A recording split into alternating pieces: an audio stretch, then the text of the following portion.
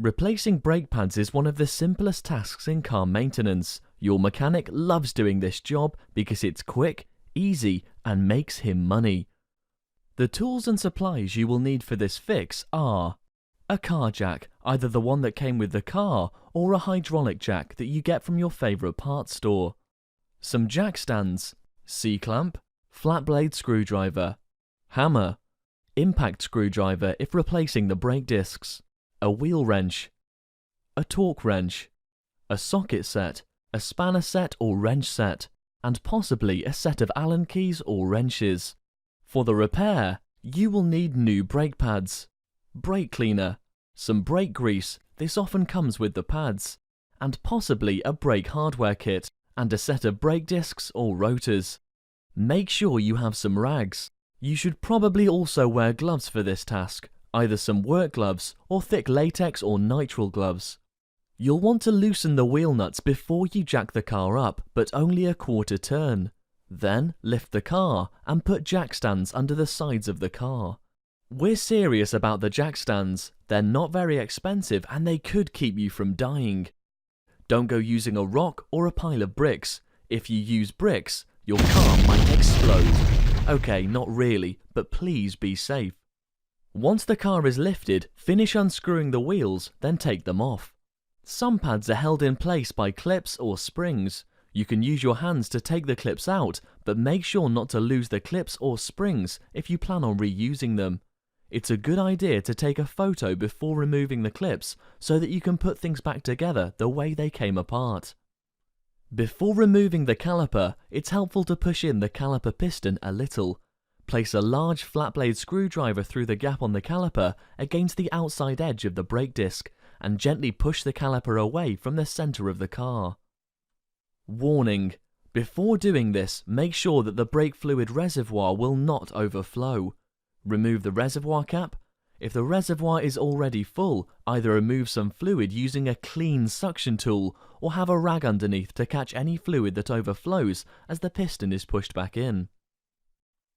If you don't have a C-clamp or piston compressor, then continue to move the screwdriver to force the piston all the way into the caliper.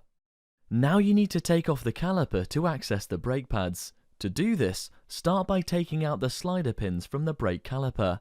The slider pins can be regular hex head bolts that are visible from the outside, or they may be Allen bolts inside a rubber sleeve, sometimes with a cap on top. Now that the pins are out, you can lift off the caliper. Hang it on the car using a wire hanger or a bungee cord.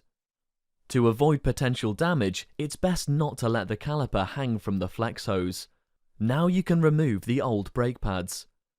Dirt and other grime can make your brakes work less efficiently, so it's a good idea to clean all the parts while things are disassembled.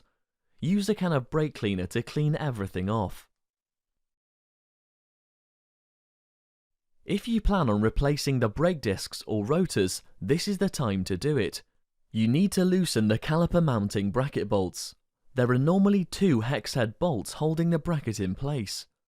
With the bracket removed, the disc should slide right off, or you may need to remove a retaining screw if there is one.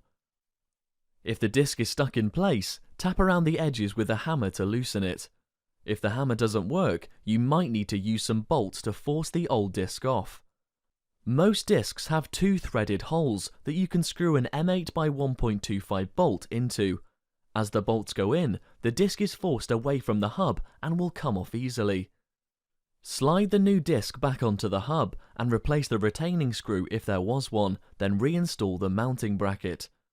Make sure the bolts are tightened to the correct torque spec. To prevent brake squeal and to make everything run smoothly, put some brake grease on the backing plates of your new brake pads. Make sure to put grease where the pads touch the caliper.